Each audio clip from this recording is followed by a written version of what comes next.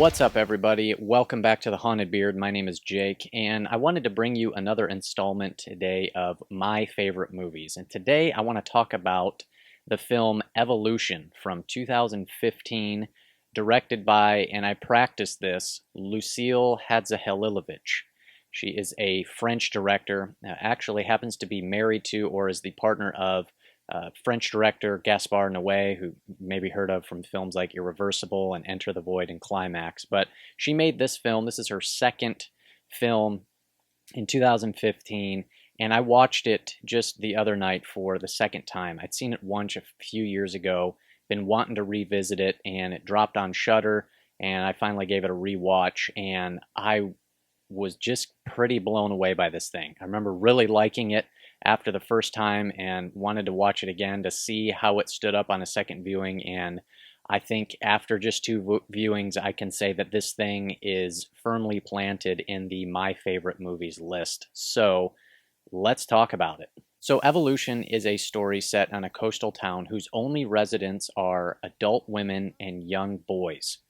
Something eerie and strange is going on as these young boys are being subjected to these strange medical experiments. Now, I'll just say from the get-go, Evolution is not going to be a movie for everybody. It's probably what you would describe as an art house film. And while it is a horror film with also some elements of mystery and sci-fi, its presentation is not going to be something that everybody is on board with. But for me, it's the presentation that makes this film great. Just from a technical perspective, this movie is beautiful and just incredibly shot. Every shot in this film is a static shot. There's no movement, with the only exception of some of the scenes in the water are the only time we get camera movements. I absolutely love just the very stripped down and minimalist set design. This is set, it was filmed in Spain and is set in a coastal town with these just beautiful white buildings. Just this small little village right on the water. It's just very minimalist, very simple and stripped down. I think it works absolutely great. There's a particular scene that's set at night where all the women are leaving their house to go gather down by the beach, and they're all carrying these little lanterns. And just the lighting in that scene is so great because you get just this nice sort of almost a neon greenish glow to this whole sequence that just looks fantastic. Even just the sound design, there's so much of this that takes place on the beach and in the water, and just these water sounds and beach sounds are just very peaceful and relaxing.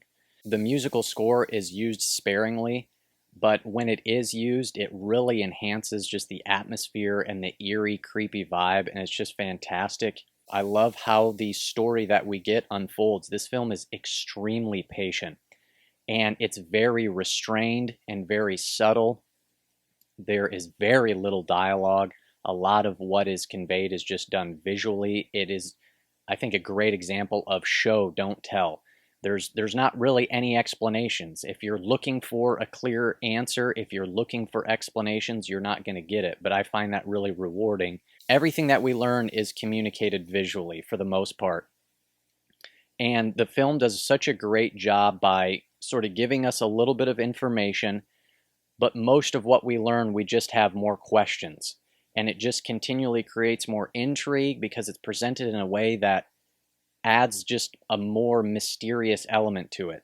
There's things that just feel off and are just eerie and just creepy, and we're just constantly kind of asking questions like, well, what's really going on here? Well, why are they doing that? Well, what does this mean? And for me, I just absolutely love that element of mystery to the film. As the events of the film unfold, we're really following the main boy played by Nicholas as he is trying to figure out what's going on.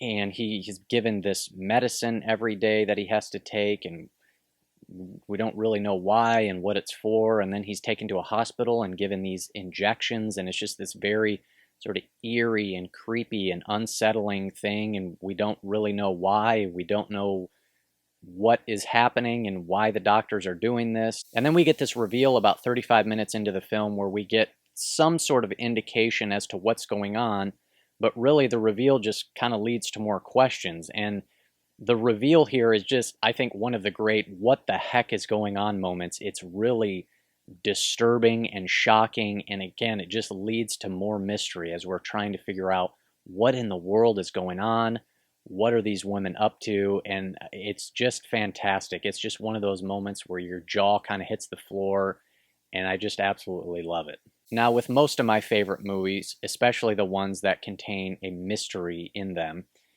we're not really given any easy answers here. And really, what we are given and what we do find out just leads to more questions. But that's what I absolutely love. And I want to actually read a couple quotes from the director. I was able to find a couple interviews with her as she's talking about this film. And I want to read a couple of these quotes because it gives a little bit of an insight into the movie, but mostly sort of her mindset as to kind of what her approach was to this. So let me read these. She says that, "I think that the reason I want to make films is that there is something I don't get, really, something that is an enigma."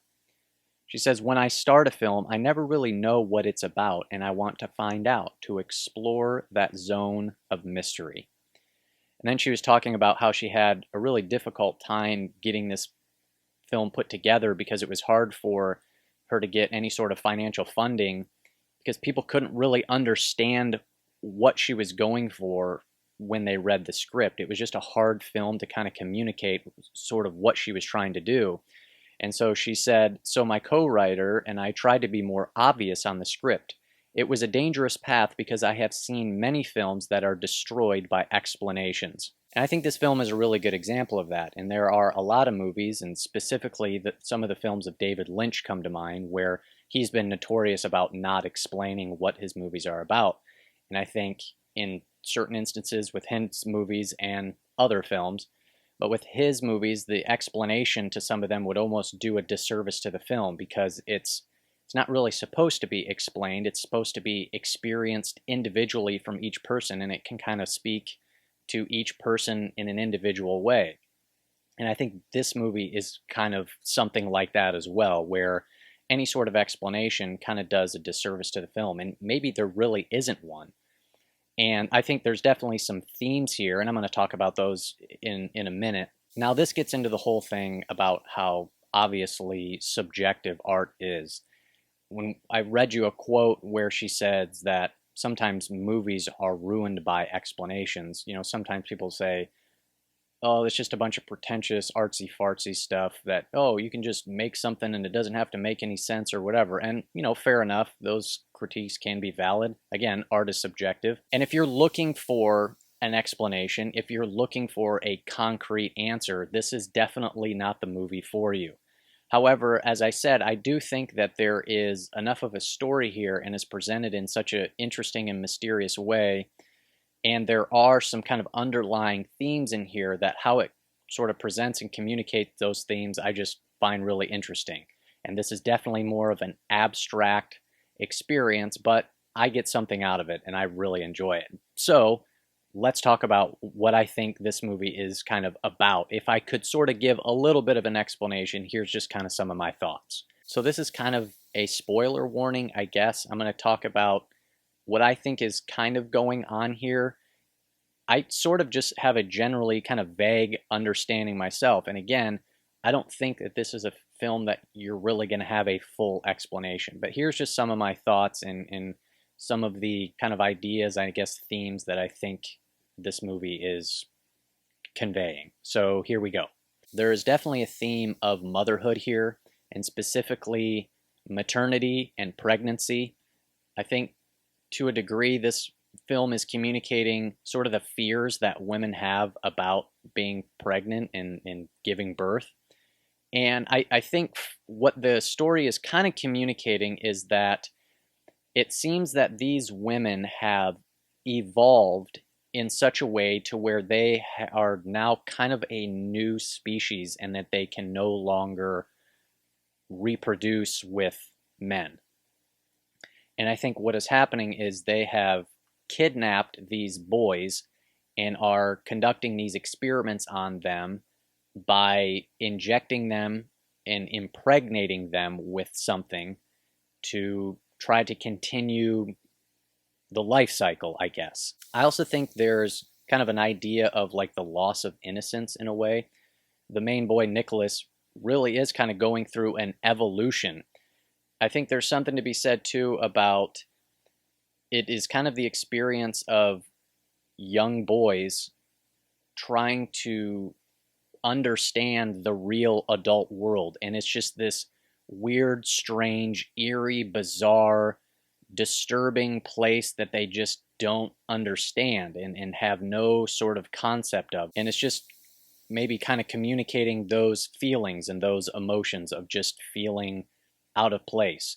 And in a way, he's kind of evolving as it's sort of a loss of innocence as he's kind of being exposed to sort of the realities, I guess, of adulthood and just being exposed to just the world. And what ends up happening is he ends up escaping from this little town with the help of a nurse, and the film ends with he's on this little boat all by himself, and he ends up floating up to shore to where he sees what looks like this kind of industrial complex cityscape. And it's this really sort of out of place foreign image because there isn't really any kind of technology or industrial landscape at all to the rest of the film. This film could almost be set in like way in the past. And it ends on that image of him kind of escaping his boyhood and adolescence, but all that lies ahead is this foreign, unknown, scary world. So those are just kind of some of my thoughts of what I kind of pieced together when watching this. But like I said, the presentation of this just, I think, is just absolutely phenomenal. I love the slow pacing. I just love how minimalist it is. I love just how kind of restrained and subtle it is. I love that there's just so much mystery there, that everything that we see just leads to more questions.